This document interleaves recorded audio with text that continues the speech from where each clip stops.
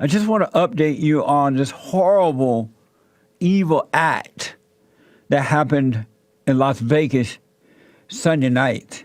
They still haven't figured out a physical reason why 64-year-old Stephen Paddock did the shooting there, murdered 59 people, wounded 500, over 500 people. They are looking for the physical reason, but the real reason is evil. Whatever excuse he used, that it's nice to know that too. But the real reason Stephen did that is due to evil, absolute evil. 64-year-old Stephen Paddock murdered at least 59 people and injured over 500 at a country music festival in Las Vegas. And this morning I saw the pictures of a lot of the folks, or several other people, many of them who were murdered. Most of them were young people. Young people. And not that had they been older, it would have been any difference, but to see young people being murdered like that is really, really sad. And just imagine, this man is up on the 32nd floor of the hotel and shooting down on these people. And so when they got on the ground for cover, there is no cover. There was one man who got on top of his girlfriend to protect her from the bullets, and he was killed. They had no protection. This was absolute evil. Stephen had 23 weapons in his hotel room. 23 weapons in his hotel room, where it's being reported that he killed himself. What a coward, huh? Committed suicide. What a coward. A coward. And it's just absolute pure evil. And this is why we got to bring back the order of God. And we have allowed the children of the lie to take God out of every aspect of life now. They don't want you to pray on the football field, at games. They don't want prayer or even silent prayer at a graduation now, because they say that might offend someone. So they don't want you to pray at a high school or college graduation. And while we're allowing these people to do this, it's crazy to me. You remove God, there's nothing left but evil. And if you don't have the authority of God working through you to fight evil, evil will defeat you. President Trump goes to Las Vegas tomorrow. I just want to play you a couple sound bites of what the president had to say about the shooting. This is from PBS NewsHour. President Trump's statement on the shooting. My fellow Americans, we are joined together today in sadness, shock, and grief. Last night, a gunman opened fire on a large crowd at a country music concert in Las Vegas, Nevada. He brutally murdered more than 50 people and wounded hundreds more. It was an act of pure evil. Yep. Absolutely, folks. We got to start reminding people that evil exists. And you don't hear a lot of people talking about evil. Evil is alive and well. And it's destroying, it's destroying like 90 going north.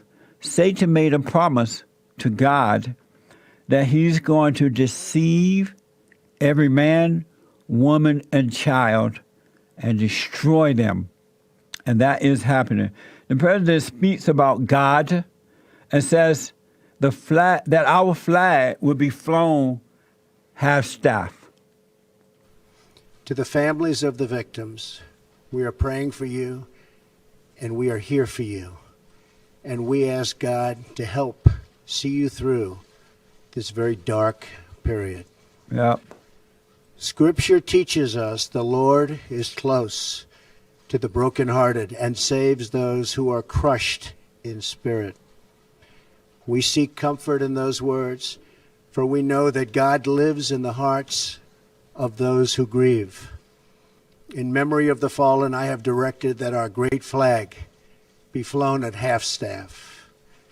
I will be visiting Las Vegas on Wednesday to meet with law enforcement, first responders, and the families of the victims. Amazing. I love it when the president mentioned God and love and our flag.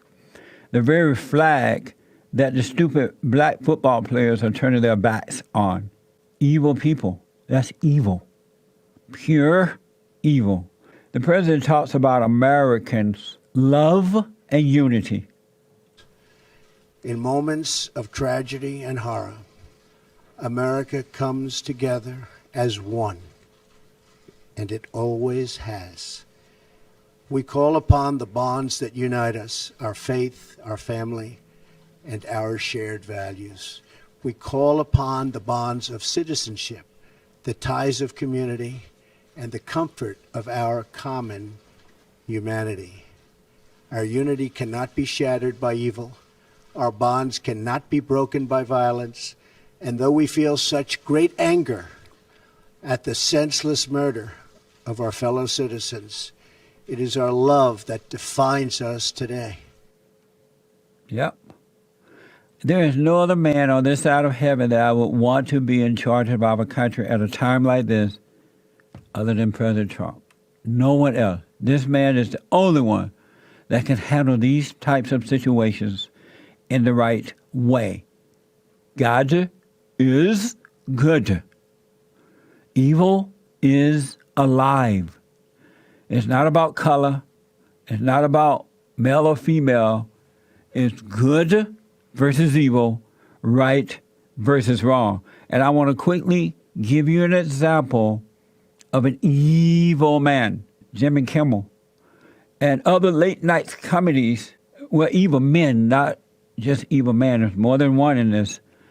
These are evil men. They're of their father, the devil.